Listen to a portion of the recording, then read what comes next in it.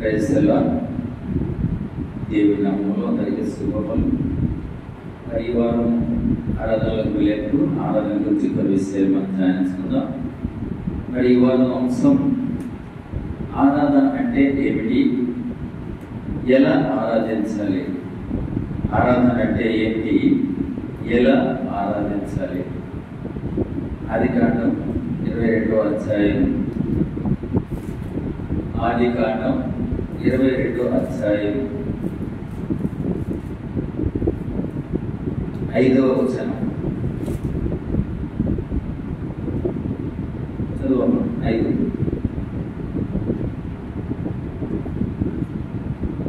పనివారితో మీరు గాడిదతో ఇక్కడనే ఉంటుంది, నేను ఈ చిన్నవాడను అక్కడికి వెళ్ళి దేవునికి మొక్కి మరలా మీ వద్దకు వచ్చేదమని చెప్పి ఇచ్చాడు. తన పని వాళ్ళతో మీరు గాడిదతో ఇక్కడనే ఉండుడి, నేను ఈ చిన్నవాడను అక్కడికి వెళ్ళి దేవునికి మొక్కి మరలా మీ వద్దకు వచ్చినమని చెప్పి సహాయం కొరకు వచ్చిన ప్రార్థన. ప్రేమన మంగళ ప్రియ పరలోకపు తండ్రి, మీ ఘనమైన బహుశ్రేష్టమైన నామం బట్టి స్తుతించి ఆరాధించి ప్రార్థిస్తున్నాను ప్రభా.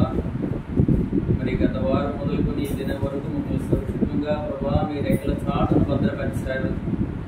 ఇదిగోనైనా పవిత్రమైన మీ దినాన్ని మేము కూడా సకల పరిస్థితులతో పవిత్రంగా పరిశుద్ధంగా మేము ఆచరించడం ఇచ్చిన ఈ గొప్ప సమయాన్ని బట్టి ఈ దినాన్ని బట్టి వందనాలు తండ్రి. ప్రభా మిమ్మల్ని ఆరాధించేందుకు బద్దులమై ఉండగా ప్రభా ఏ రీతిగా ఆరాధించాలో, ప్రభా ఎలా ఆరాధించాలో, ప్రభా అసలు ఆరాధన అంటే ఏమిటో తెలుసుకునే భాగ్యం మాకు అనుగ్రహించమని ప్రార్థిస్తున్నాం. నిలబడి మీరు దాసుని జ్ఞాపకం చేస్తున్నాను తండ్రి. ఏ మాటలు అవసరమో అవి మాకు దయచేయమని, పరిశుద్ధాత్మ యొక్క ప్రేరేపణ బట్టి మీ మాటలను మేము ప్రభా ఉచ్చరించేందుకు సహాయం చేయమని, ప్రభా ఆ ప్రకారం మేము కూడా ప్రభా మిమ్మల్ని ఆరాధ్య భాగ్యం కూడా మాకు అనుగ్రహించమని మా ప్రభు రక్షకుడు మా కొరకు రానియున్నా యేసుక్రీస్తు నామములో వేడుకొని ప్రార్థిస్తున్నాను మా తండ్రి. ఆమేన్.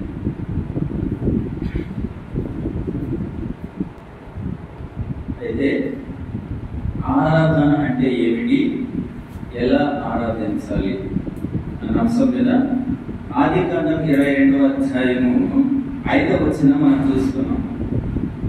అబ్రహాము తన పనివారితో అంటున్న మాటలు, మీరు ఈ గాడితో ఇక్కడే ఉండండి, నేను నా కుమారుడు వెళ్ళి దేవునికి మొక్కి తిరిగి వచ్చేద్దామని చెప్తున్నారన్నమాట. ఒకసారి మనం ముందుకు వెళ్ళినట్లయితే 1వ అధ్యాయము ఆ సంగతులు జరిగిన తర్వాత, ఆదికాండం 22వ అధ్యాయము 1వ వచనం, ఆ సంగతులు జరిగిన తర్వాత దేవుడు అబ్రహామును పరిశోధించాను. ఎట్లనగా ఆయన అబ్రహామా అని పిలువగా అతడు చిత్తం ప్రభువా అన్నాడు.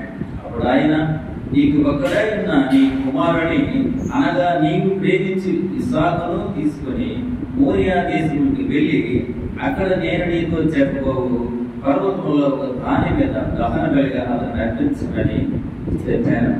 ఈ దినాల్లో మనం చూసినట్లయితే ఎవరైనా మనకు పని చెప్తే చేస్తాంలే అంటాం.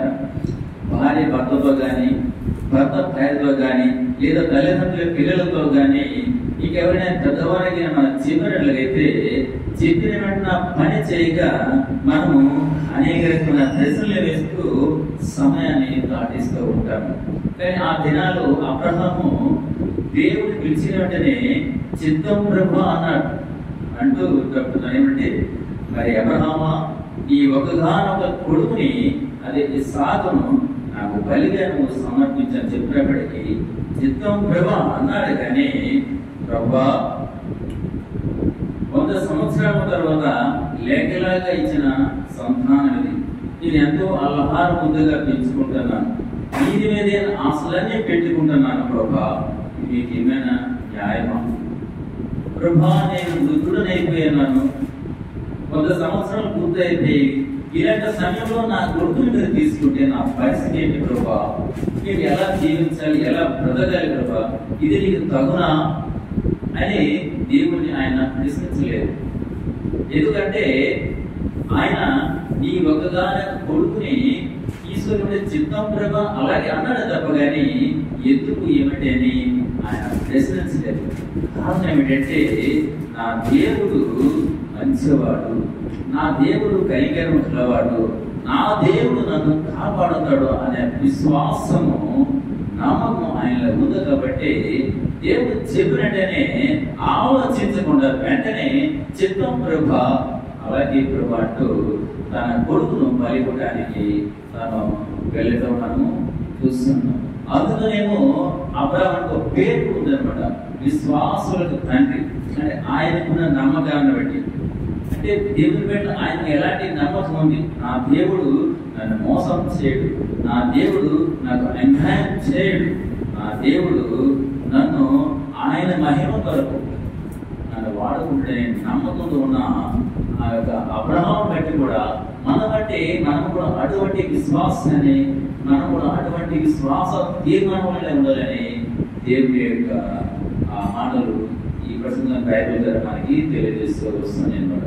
కనుక ఇంకా ఏమన్నారంటే ఈ ఒకగానప్పుడు నాకు ఇచ్చేటప్పుడు చిత్తపురి పట్టు తను ఆ గాడిద పైన కొన్ని వస్తువులు ఇద్దరు పని వాళ్ళు పట్టుకొని మోరేకు దేశంలో ఉన్న ఒక పర్వతం మీదకి పర్వతం దగ్గరికి వెళ్తూ ఆ పని వాళ్ళు ఏమంటుంటే, మీరు గాడిద ఇక్కడే ఉండండి, నేను నా కుమారుడు దేవుని వద్దకు వెళ్ళి మొక్కి మరలా వచ్చాము. ఎంత అద్భుతమైన మాట! అసలు వెళ్తున్నదే తన కొడుకుని దేవునికి బలివ్వడానికి. ఇద్దరినే వెళ్తున్న వారు తిరిగి ఒక్కరే రావాలి, కానీ దేవుని మీద ఉన్న నమ్మకం, ఆ విశ్వాసము ఆయన ఏం చేసింది, తిరిగి మేము వెళ్ళి మొక్కి తిరిగి వస్తామని చెప్తున్నాడు. అంటే దేవుడు అంటే ఆయన ఎంత విశ్వాసం ఉంది. మరి దినాలలో మనకి దేవుడు అంటే విశ్వాసం ఉందా, నమ్మకం ఉందా? లేకపోతే దేవుని పక్కన పెట్టి వేరే వేరే ప్రమాణాలు బట్టి, వేరే వేరే పద్ధతులు బట్టి మనము జీవనం సాగిస్తున్నామేమో. ఇటువంటి కార్యకలాపాలు చేస్తున్నప్పుడు దేవుడు మనసు బాధపడుతుందేమో, లేదా దేవుడి శాపానికి మనకు గురైపోతుందేమో మనం ఒకసారి ఆలోచన చేసుకోవాలి.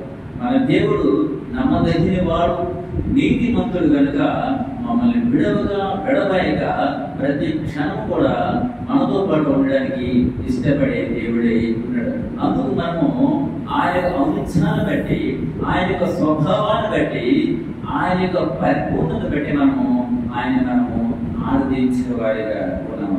ఇంకా మనము 5వ వచనం చూసుకున్నట్లయితే, తన భయపడుతూ మీరు గాడిదతో ఇక్కడనే ఉండి నేను ఈ చిన్నవాడను అక్కడికి వెళ్ళి దేవునికి మొక్కి మరలా మీ వద్దకు వచ్చేదని చెప్తున్న మాటలు చూసారా? మనమైతే ఒక 10 సంవత్సరాల తర్వాత, లేదా 15 సంవత్సరాల తర్వాత, లేదా 20 సంవత్సరాల తర్వాత మన యొక్క సంతానం కలిగినట్లయితే ఆ బిడ్డకైనా మనం ఎంతో ప్రేమ పెంచుకుంటాం, ఎంతో ఆప్యాయత, అనురాగం, లెక్కలేక డబ్బు ఖర్చు పెడతాం, ఎంతో ఆనందపడతాం, దేవుడికి కృతజ్ఞతాస్తుతులు చెల్లిస్తాం. కానీ అదే ఆ బిడ్డను నాకు కావాలంటే మనం దేవుడిని నిందిస్తూ ఉంటాము, మనం దేవుని తప్పుగా భావిస్తాము. కానీ అక్కడ విశ్వాసాన్ని కోల్పోయినాం అంటున్నట్టుగా వాక్యం చదివిస్తూ వస్తుంది. కానీ 100 సంవత్సరాల వయసులో ఒక బిడ్డను కలిగిన తర్వాత ఆ బిడ్డను అల్లారబుద్దుగా ప్రేమగా చూసుకున్న ఆ తండ్రి పట్ల దేవునికి ప్రేమ ఉంటుందో, అంటే దేవుడు ముందు మీరు మీ తల్లిదండ్రులనే కానీ, మీ పిల్లల్ని కానీ, మీ బంధువులు కానీ ఏదైనా సరే మొదట నన్ను మీరు ఇష్టపడిన తర్వాతే దాన్ని ఇష్టపడాలని వాక్యం చెప్తుంది. ఆ విధంగా అబ్రహాము యొక్క ఆ విశ్వాసం ఎంత ఉందో, అబ్రహాము యొక్క ఆ భక్తి ఏ విధంగా ఉందో పరీక్షించేందుకు దేవుడు ఆ రీతిగా అబ్రహామును తన కొడుకును బలివ్వమని కోరుకున్నట్టుగా మనము వాక్యంలో చూస్తున్నాము. అయితే పరిస్థితులు ఉన్నాము ఇక్కడ చూడండి, 5లో ఏమంటే చివరిగా అక్కడికి వెళ్ళి దేవునికి మొక్కి మళ్ళా మీ వద్దకు వచ్చేదము. ఇక్కడ మొక్కి అంటే పరిశుద్ధ గ్రంథంలో మొక్కుట అనగా ఆరాధించడం. మన పరిశుద్ధ గ్రంథం గురించి చెప్తున్నాను. మొక్కుట అనగా ఆరాధించుట. అలాగే మొట్టమొదట ఆరాధన కూడా ఇప్పుడు చూడండి, ఆదికాండము 22వ అధ్యాయము 5వ వచనం నుండి మనకి మొదలయ్యింది. ఆరాధన మనకి ఎక్కడ ప్రారంభం అంటే ఆదికాండం 22వ అధ్యాయము 5వ వచనంలోనే మనకి ఆరాధన మొదలయ్యింది. ఏమనుంది అక్కడ? నేను ఈ చిన్నవాడు ఎక్కడికి దేవుని యొద్దకు వెళ్ళి మృక్కి, మళ్ళా మృక్కి అంటే ఆరాధించటం, ఆరాధన చేయటం అనమాట. ఇది పరిశుద్ధ గ్రంథమైన బైబిల్ గ్రంథంలో చెప్తున్న మాటలు. అయితే ఈ లోకంలో మొక్కుడు అనగా, ఈ లోకంలో చూసిన మొక్కుడు అనగా ఒప్పందం, అంటే అగ్రిమెంట్ అనమాట. మొక్కుడు అంటే ఈ లోకరీతిగా దాన్ని ఏమంటారంటే ఒప్పందం, అగ్రిమెంట్. ఏమిటి అగ్రిమెంట్ అంటే, ప్రభువా నాకు ఫలానా ఇస్తే నేను నీకు మొక్కుబడులు చెల్లించుకుంటాను. లేదు మా బిడ్డల వివాహ విషయంలో కానీ, లేకపోతే వివాహమైన మా పిల్లల విషయంలో, సంతాన విషయంలో కానీ, లేదా వృత్తిరీత్యా ఏదైనా ఉద్యోగం, వ్యాపార విషయంలో అయితేనేమి, ప్రతి విషయం, ఆరోగ్య విషయంలో అయితే ప్రతి విషయం కూడా మీరు మాకు సహాయం చేస్తే అప్పుడు మీకు మేము మొక్కుబడులు చెల్లించుకుంటాం అంటూ ప్రతి ఒక్కరు కూడా ఈ లోకంలో చెబుతున్న మాటలు ఇవి, చేసిన మాటలు. అయితే దేవుడు కనవచ్చిన ఫలితములను బట్టి, అంటే దేవుని యొక్క అద్భుత కార్యములు బట్టి కొంతమంది మొక్కుబడులు చెల్లించటకు ఎంతో దూరము కొంత వ్యయం ఖర్చు పెట్టి వెళ్ళి వస్తుంటారు. చాలా మంది మనం చూస్తుంటాము, ఎందుకయ్యా ఇలా ఉన్నారు, ఇలా అంతం కనిపిస్తామంటే మాకు మొక్కు ఉందయ్యా, అది పలానా రోజు తీసుకుంటాం, ప్రస్తుతం మాకు అనుభవం లేదు. అంటే ఏంటి? వారి జీవితంలో జరిగిన కార్యములు బట్టి, వారి జీవితం జరిగిన గొప్ప గొప్ప పనులు బట్టి వాళ్ళు ఏం చేస్తారంటే ప్రతిఫలంగా మొక్కుబడులు వారు చెల్లిస్తూ ఉంటారు. అయితే మనమైతే ఏం చేస్తామంటే దేవుడు చేసిన అద్భుత కార్యములు బట్టి మనం ఏం చేస్తామంటే దేవునికి స్తుతులు అర్పిస్తాము. దేవునికి ఏలాంటి కృతజ్ఞతాస్తుతులు.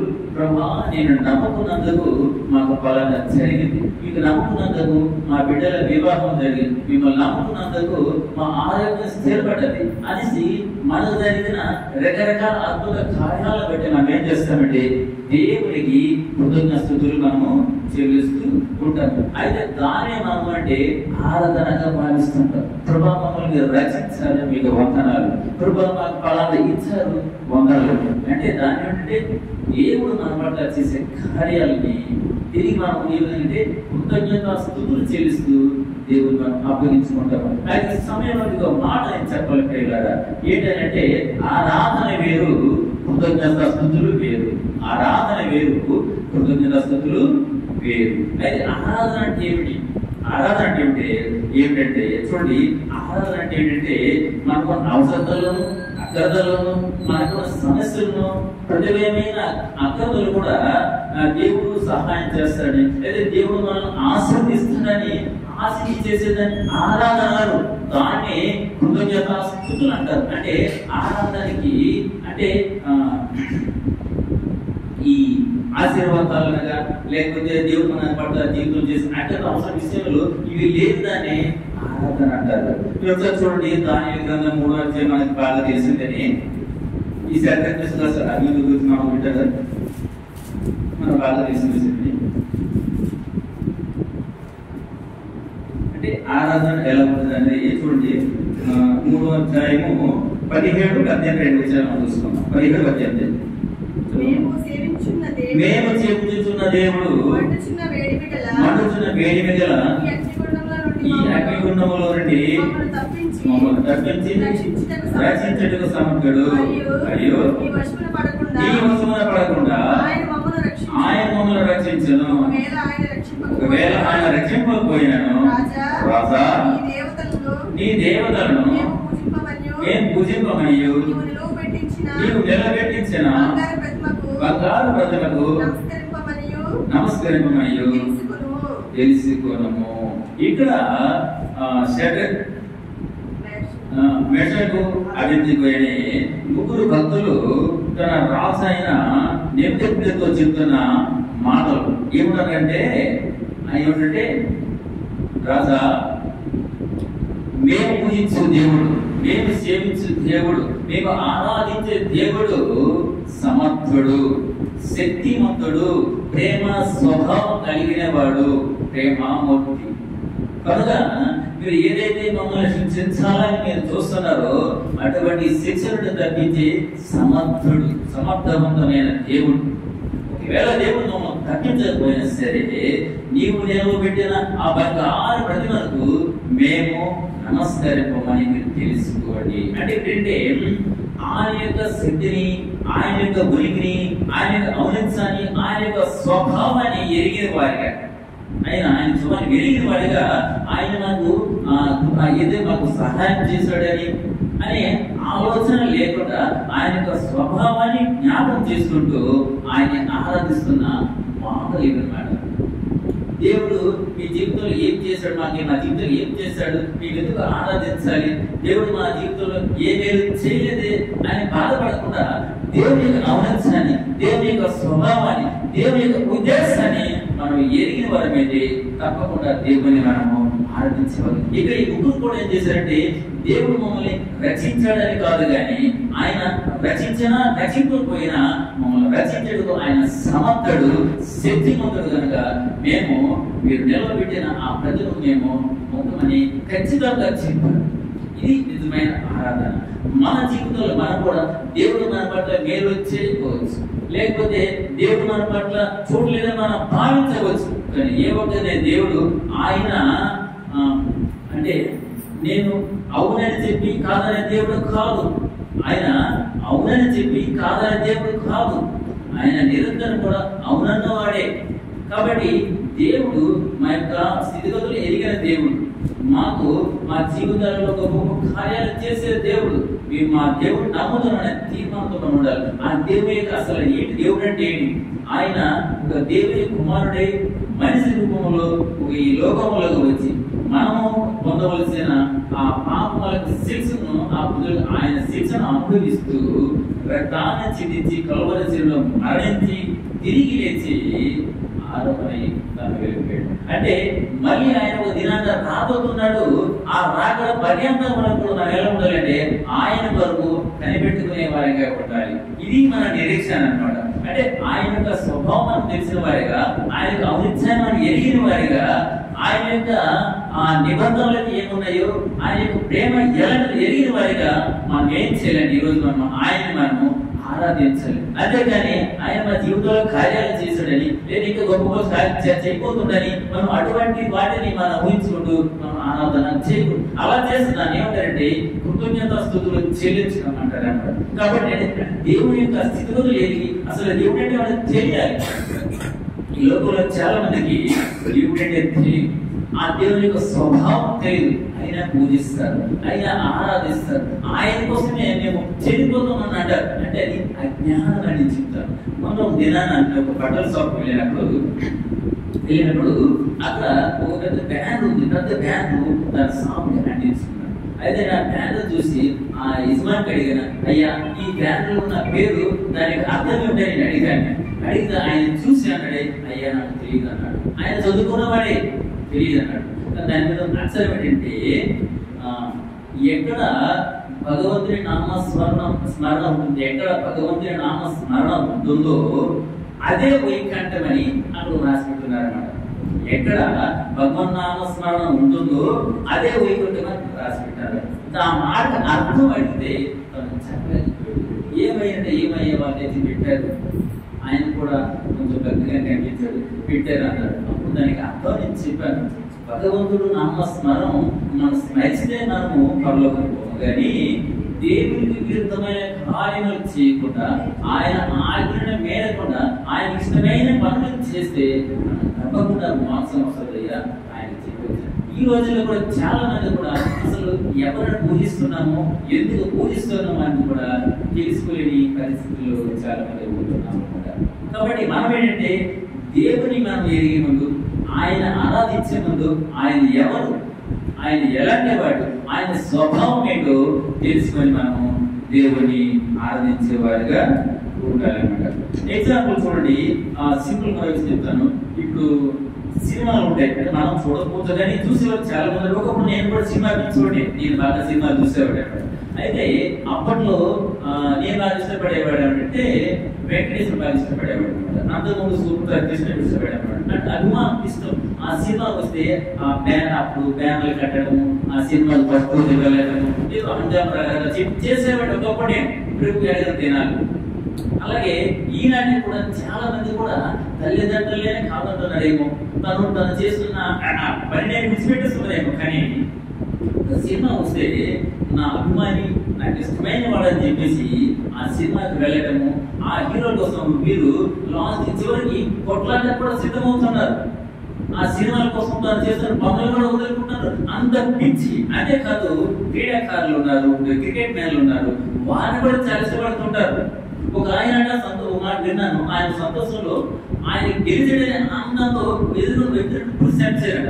ఎవరు చెప్తున్న మాట విన్నాను. అంటే ఎంత పిచ్చి అంటే చెప్పడం కాదు, ఆయన ఆ పురుషానికి అంటే ఆ క్రికెట్ అంటే ఆయన ఎంత ఇష్టం ఉంటుందో కొంచెం ఆలోచించండి. పోయి సీనియర్లు లేదా క్రికెట్ ప్లేయర్స్ వీళ్ళకి ఏమైనా సహాయం చేస్తున్నారా? వీళ్ళ గురించి ఏమైనా ఆలోచన చేస్తున్నారా? ఇప్పుడు వాళ్ళ వీళ్ళకి ఏమైనా వస్తున్నాయి అంటే ఏమీ లేదు. కేవలం అభిమానం. ఇష్టం కారణం ఏంటంటే వారి గురించి తెలుసుకుంటున్నారు. వారు ఎలా నటిస్తారు, ఎలా ఆడగలుగుతారు, వారు అలా నటిస్తూ ఆటలాడుతూ మమ్మల్ని ఏ విధంగా సంతోష పెడుతున్నారో దానిని వారు పరిశీలన చేసి వారు ఏం చేస్తున్నారంటే వాళ్ళు ఇష్టపడి వారి కోసం ఏదైనా చేస్తున్నారు. దీన్ని కూడా మనము ఆరాధనగా భావించవచ్చు. ఆయన ఏదో చేస్తారని మీరు చేయడం లేదు, కానీ వారి యొక్క గొప్పతనం అంటే మంచి బాగా నటిస్తున్నాడని చెప్పేసి లేదా మంచి ఆడేవాడని చెప్పేసి వారిని ఇష్టపడుతూ ఉన్నారు. మనం కూడా మన జీవితాల్లో కూడా మనం పూజిస్తున్న మన దేవుడు, మనం చేస్తున్న మన దేవుడు, మనం ఆరాధిస్తున్న మన దేవుడు కూడా ఆయన ఎలాంటి వాడు, ఎలాంటి స్వభావం కలిగిన వాడు, ఆయన ఉనికి ఏంటి, ఆయన ఎందుకు మనం పూజించాలంటే మనం కూడా దేవుని మనము తెలుసుకునే వాడిగా ఉండి, ఎప్పుడైతే మనము దేవుని గురించి పూర్తిగా తెలుసుకునే వాడిగా ఉంటామో అలాంటి వారు ఎవరు కూడా దేవుని ఆరాధించకుండా ఉండలేదు. కాబట్టి ఫస్ట్ ఆరాధన అంటే ఏమిటంటే అదంటే దేవుడు ఎలాంటి వాడు, ఆయన స్థితిగతులు ఏమిటో అవి తెలుసుకోవడమే. అలా తెలుసుకుని మనం ఆరాధించడమే దేవుడికి ఇష్టమైన ఆరాధన ఉంటుంది. అంటే ఆరాధన అంటే ఏమిటో తెలుసు. అయితే ఆరాధన ఎలా చేయాలి, ఎలా ఆరాధించాలంటే మన హృదయాల్లో క్రీస్తుని ప్రదర్శించాలి. అంటే మన హృదయాలు ఏముంది అంటే దేవుని కంటే ఎక్కువగా దేన్ని ప్రేమిస్తున్నాం? మన తల్లిదండ్రులను ప్రేమిస్తున్నామా, లేకపోతే భార్యాభర్తలను ప్రేమిస్తున్నామా, ఇంకేదైనా వస్తువులను ప్రేమిస్తున్నామా, ఇంకేదైనా కార్యక్రమాన్ని ప్రేమిస్తున్నామా? కాదు. కానీ అంటే ఇక్కడ చూడండి, అబ్రహాము దేవుడు అబ్రహామా నీ ఒక్కగానొక్క కొడుకు ఇస్సాకును నాకు బలిగా ఇవ్వు అన్నప్పుడు, ఎందుకంటే ఆ ఇస్సాకుని అబ్రహాము ఎంతో ప్రేమించుకున్నాడు. 100 సంవత్సరాల కన్య బిడ్డ మీద ఎలాంటి ప్రేమ ఉంటుంది, ఎలాంటి మమకారం ఉంటుంది, ఎలాంటి ఆశలు పెట్టుకుని ఉన్నాడో. కానీ ఏమనంటే నీ కొడుకు నాకు బలిగా ఉంటే చిత్తం ప్రేమ అలాగే ప్రేమ అన్నాడు. ఇవ్వడానికి ఆలోచన చేయలేదు. ప్రభావం చేసిన అన్యాయం అనలేదు, ప్రభావం చేసిన మోసం లేదు, ఇన్ని సంవత్సరాలు నా భక్తి వ్యర్థమేనని దేవుడు నిందించలేదు. దేవుడు చెప్పిన వెంటనే ఎందుకంటే అప్పుడు దేవుడు వచ్చాడు, నీకు ఇష్టమైన ఏదైతే అంటే ఉన్న ఆ కొడుకు ఇవ్వడానికి ఇష్టపడ్డావంటే నీ యొక్క విశ్వాసం బట్టి, అంటే నీ సంతానాన్ని ఇసుక రేణుల వలె నేను విస్తరింపజేస్తాను దేవుడు వాగ్దానం ఇచ్చి ఆ రీతిగా అనేకలను కూడా ఆయన ద్వారా ఇలా దేవుడికి ఇవ్వడానికి ఆయన యొక్క మాట వాస్తవం అని చెప్పుకోవచ్చు. అంటే ఎందుకు మాట చెప్తారంటే మన దేవునికి ఇష్టమైన ఏదైనా మన హృదయంలో ఉందా, లేదా దేవునికి ఆయాస కలిగించేది, లేదా దేవునికి ఇబ్బంది కలిగించేది, లేదా మన భక్తి ఆటంకం ఏదైనా మన హృదయంలో ఉంటే దాన్ని మనము సమర్పించుకోవాలన్నమాట. ఇది అంటే ఆరాధన ఎలా చేయాలంటే చూడొకసారి ఈ 2 పేతురు మాట్లాడుతుంది. అంటే దేవుడు మన హృదయాలలో ఏ విధంగా ఉంటాడు అప్పుడే మనం ఏం చేయాలి ఒక విషయం చూడండి. ఈ 2 పేతురు మొదటి పేతురు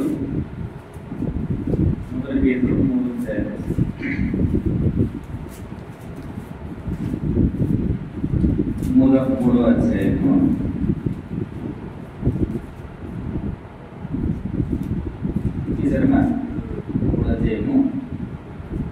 15 కలిసి ఉంటుంది చూడమ్మా. నిర్మలమైన మనస్సాక్షి కలిగిన వారై మీలో ఉన్న నిరీక్షణ గురించి మిమ్మల్ని హేతు అడుగు ప్రతివానికి సాత్వికంతోనూ భయంతోనూ సమాధానం చెప్పుటకు ఎల్లప్పుడూ సిద్ధంగా ఉండి మీ హృదయములందు క్రీస్తుని ప్రభుగా ప్రతిష్ఠించి చాలా ఏమిటంటే ఫస్ట్ మనం ఎలా దేవుని ఆరాధించండి, నిర్మలమైన మనస్సాక్షి గలవారి. నిర్మలమైన అంటే అందులో కలుషితం లేదు, అందులో కలుషితం లేదు, పూర్ణంగా పూర్తిగా. ఇక అసలు ఎగ్జాంపుల్ ఒక పాత్ర మనం తోమేమంటే పాత్ర తోమ ఎలా బాగా తోమ ఒక మరక లేదు, పూర్తి ఏ మరక లేకుండా మన పాత్రని ఎలాగా తోముతామో మన మనసుని కూడా మలినం లేకుండా ఆయనకి ఇష్టమైనది ఏది లేకుండా పూర్తిగా ఏమన్నా చూడండి, నిర్మలమైన మనస్సాక్షి. అంటే మనస్సాక్షి అంటే నీకు సాక్ష్యం కాదు, నీకు నువ్వే సాక్షి, దేవుడే నీ సాక్షి. నువ్వు ఎలా ఉంటున్నావు, నువ్వు ఎలా జీవిస్తున్నావు, నీ హృదయంలో ఎవరున్నారో, నువ్వు ఎవరు పెట్టిన సంతోషిస్తున్నావో నీకు సాక్షి ఎవరు, దేవుడే చేశారు. ఎందుకంటే నిర్మలమైన మనస్సాక్షి గలవారి మనం దేవుని ఆరాధించాలి. అంతేకాదు మీలో ఉన్న నిరీక్షణ గురించి మిమ్మల్ని ఏదో పెద్దవాడికి మనం వెళ్ళ సాత్వికంతోనూ భయంతోనూ సమాధించి వెళ్ళకుండా ఉండాలి. ఎలా ఉండాలంటే మనము ఎవరైనా మనతో వాదించినప్పుడు లేకపోతే ఎవరితో మనం మాట్లాడుతున్నప్పుడు మన నోటి మాట ఎలా ఉండాలంటే అంటే మన మాటల్లో ప్రేమ ఉండాలి, తర్వాత అంటే నెమ్మది ఉండాలి, సాధ్యం అంటే వారికి అంటే అరే నేను ఇంత గొప్పగా మాట్లాడుతున్నా సరిగానే ఆయన కోపం రాలేదు, కారణం ఏంటి? దేవుని ప్రేమ.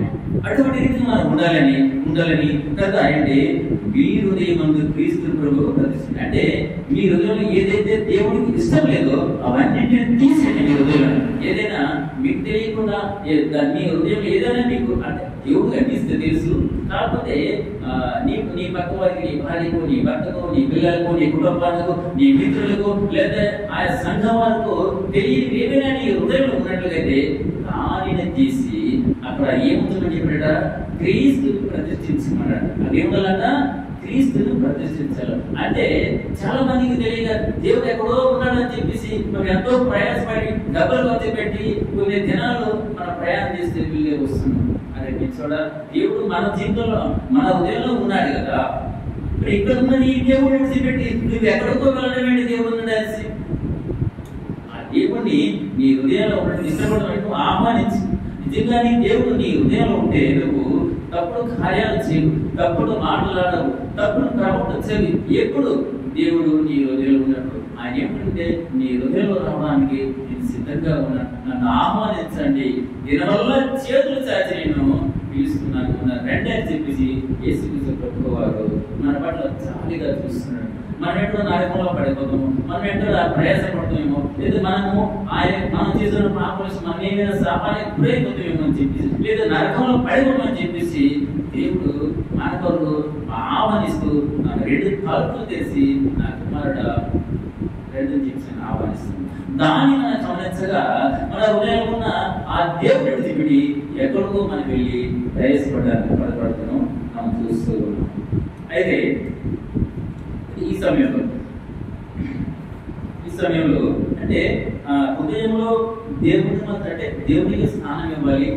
మరి దేనికి ఇవ్వకూడదు అంటే ఒకసారి రోమరేసిన పత్రిక 12వ అధ్యాయము 1-2 చూసుకున్నట్లయితే ఆయన అంటే సజీవ యాగముగా అంటే నీ హృదయంలో దేవునికి ఇష్టమైన కార్యాలు చేసుకుని నీ చేతులే కానీ, నీ కాళ్ళే కానీ, నీ చేతులు ఏ అవయమే కానీ ఉంటే దాన్ని నువ్వు దేవునికి సమర్పించుకో.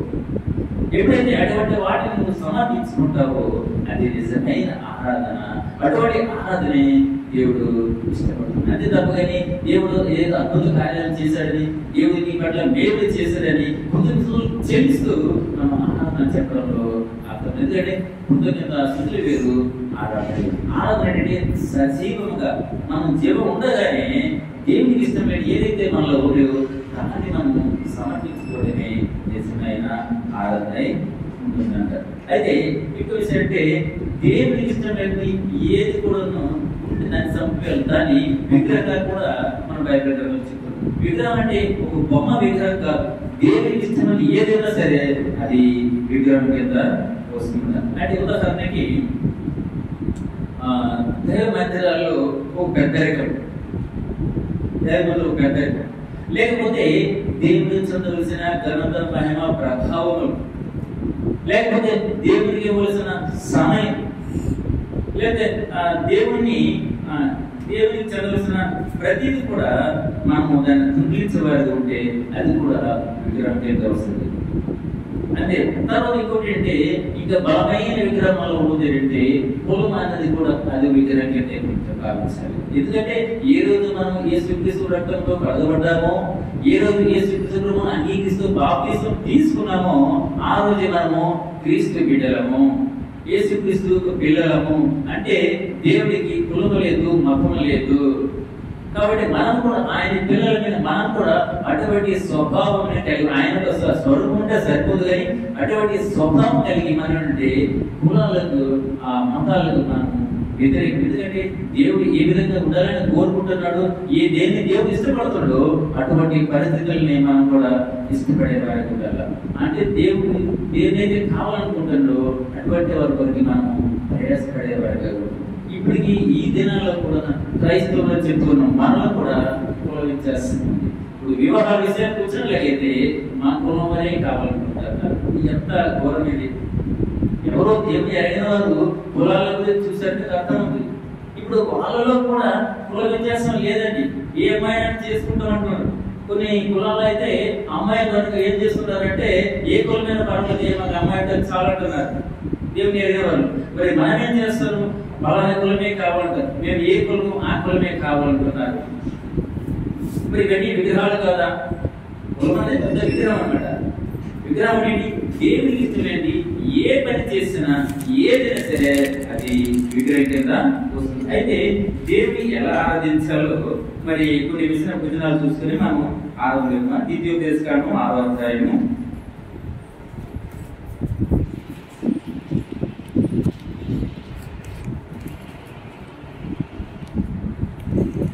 6వ అధ్యాయము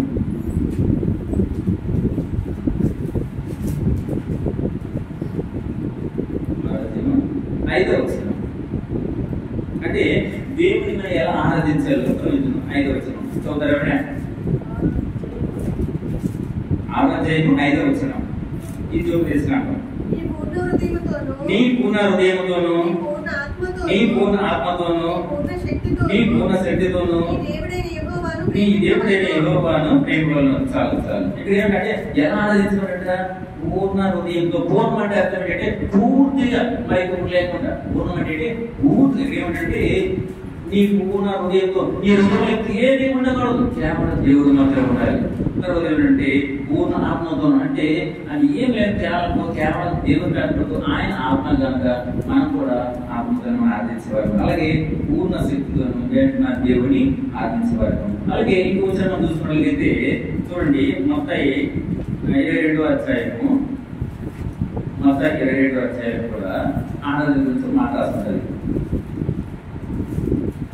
22:37 వచనం.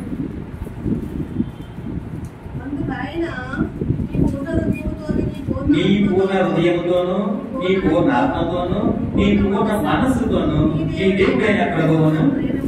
ఇంకో మాట చూస్తున్నాం, ప్రకటన 4వ అధ్యాయము. అంటే దేవుని మనం ఎలా ఆరాధించాలి అన్న దాని మీద. ప్రకటన 4వ అధ్యాయము, ప్రకటన 4వ అధ్యాయం 10-11 వచనాలు. ఆ 24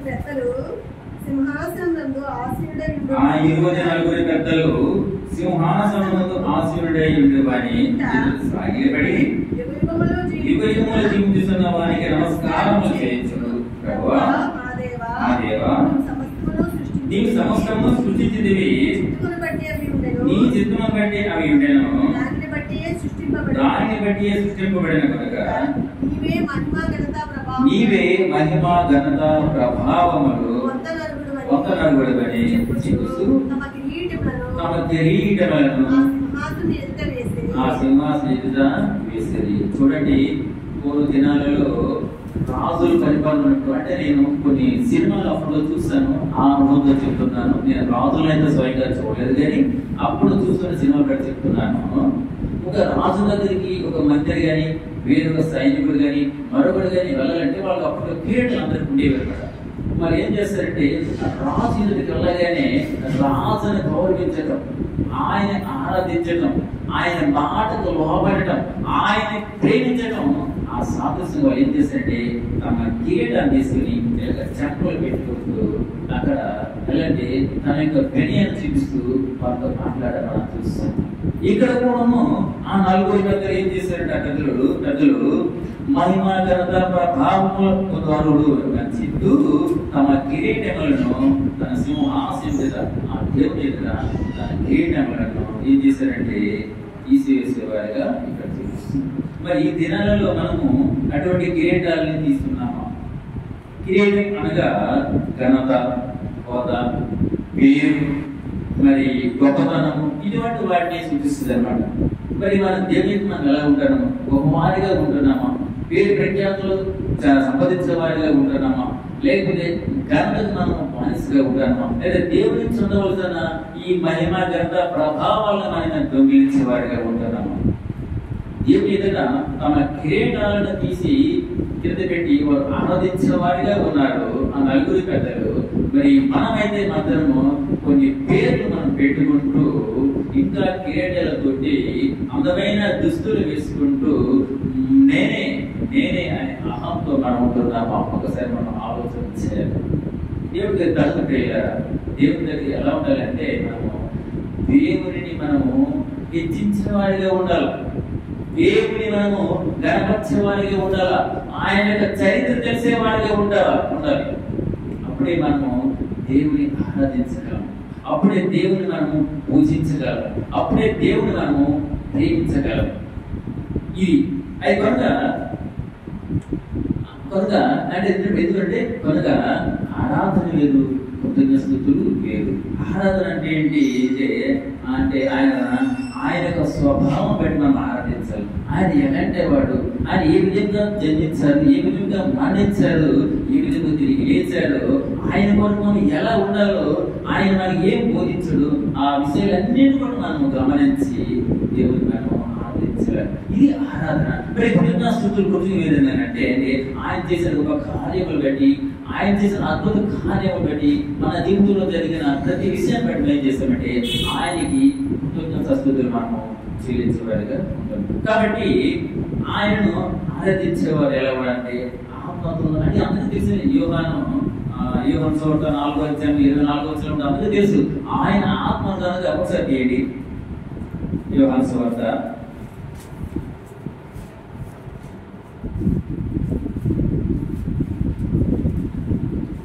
4:24. అయితే దేవుడు ఆత్మ కనుక ఆయన ఆరాధించేవారు ఆత్మతోనూ సత్యంతోనూ ఆరాధించారు. మరి మనం ఎంతమందిని దేవుడు ఆత్మని గ్రహించి ఆత్మతోనూ సత్యంతోనూ మనం ఆరాధిస్తున్నాము. ఒకసారి మనం జ్ఞాపకం చేసుకుంటాం. ఆరాధనలోకి వెళ్దాం. ఓకేనా? అయితే ఆత్మతోనూ అనగా అంటే మన లోపల ఉన్న వ్యక్తిత్వమును దేవునికి అప్పగించడం. అంటే ఆత్మను ఆచరణి ఆత్మలు అంటే ఏదైతే దేవునికి ఇష్టం లేని ఉన్నాయో దాన్ని దేవునికి సమర్పించి మనం ఆరాధించాం. దాన్ని ఆత్మతోనూ నేను నా ఆత్మతోనూ అంటే ఆత్మతోనూ ఆరాధిస్తున్నావా? నీకున్న ఇష్టమైన వాటితో ఆరాధిస్తున్నావా? లేదా దేవునికి ఇష్టం లేని వాటితో ఆరాధిస్తున్నావా? అంటే ఆత్మతో అంటే ఏంటి?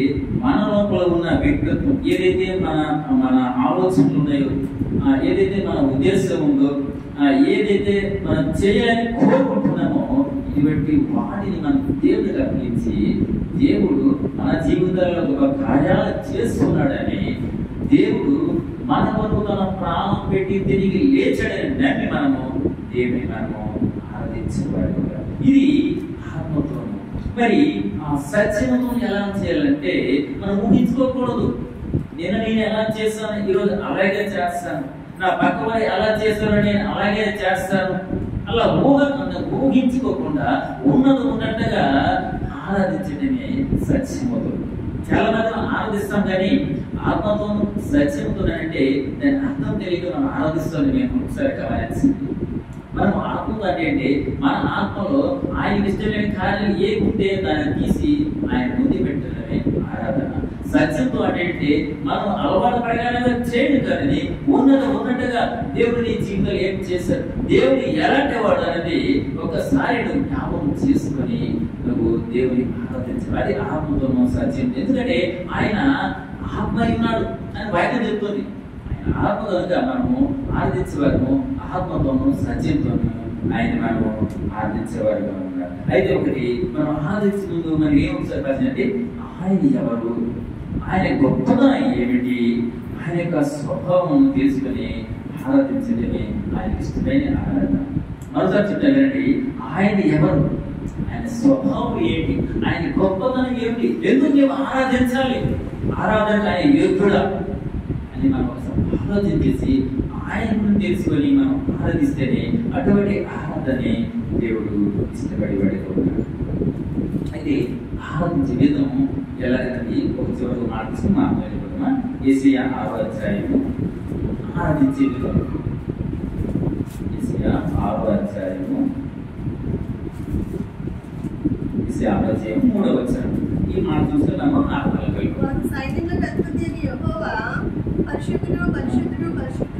వారు సైన్యములకు అధిపతి యెహోవా పరిశుద్ధుడు పరిశుద్ధుడు పరిశుద్ధుడు, సర్వలోకము ఆయన మహిమతో నిండి ఉన్నదని గొప్ప స్వరముతో గానములు చేయించుండేది. చాలు చాలు చాలు. అంటే ఎలా మనం ఆరాధించాలంటే ఒకరు ఎగ్జాంపుల్ ఒక సినిమా చూస్తున్నప్పుడు, లేదు ఒక నాటకం చూస్తున్నప్పుడు, ఒక సన్నివేశం చూస్తున్నప్పుడు అది బాగుంది, మన మనసు తట్టేటప్పుడు మన సంతోషం పట్టుకోలేదు. ఒక్కోసారి సంతోషం పక్కవాడు కొట్టేస్తుంటారు. ఆ సంతోషం వాడు గీళ్ళు చూడండి వాడు అంటుంటారు, చూసారు ఎలా చేస్తారు అంటే మనం పొంగిపోతూ ఆ పక్కవాడిని కూడా మనం ఉద్రేకపరుస్తాం, ఉత్సాహపరుస్తాం అనమాట. అంటే అది ఎప్పుడు వస్తుంది, అది మనకి ఇష్టపడినప్పుడు, దానివల్ల మన సంతోషం పొందినప్పుడు అటువంటి అనుభూతి మన దేవునికి కలిగి ఉండాలి అక్కడ. అదేంటి మనం చూసాం ఇక్కడ ఉంటారు, పరిశుద్ధుడు పరిశుద్ధుడు సర్వలోకం ఆయన మహిమ నిండి ఉందని గొప్ప స్వరంతో గానప్రతిగా పడినట్టే ఒకరితో ఒకరు ఆరాధన చేస్తున్నారు. ఆయన గానం అంటే పాట అనొచ్చు, కానీ ఏంటి దేవుని ఆరాధించడం. ఇది నిజమైన ఆరాధన. అంటే ఆయనే మనం చేసే ఆరాధనలో ఆయనకే మహిమ, ఆయనకే ప్రభావం, ఆయనకే ఘనత, అంతే తప్ప కానీ అటువంటి వాటిని పిలిచి మనం ఆరాధన చేయటంలో ప్రయోజనం లేదు.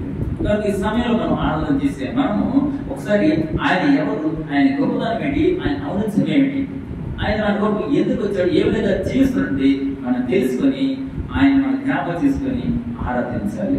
ఇది ఈరోజు ఆరాధనకు దేవుడు నాకు అనిపించిన భాగ్యం నమ్ముతూ దేవుడి వాక్యాన్ని దీవించిన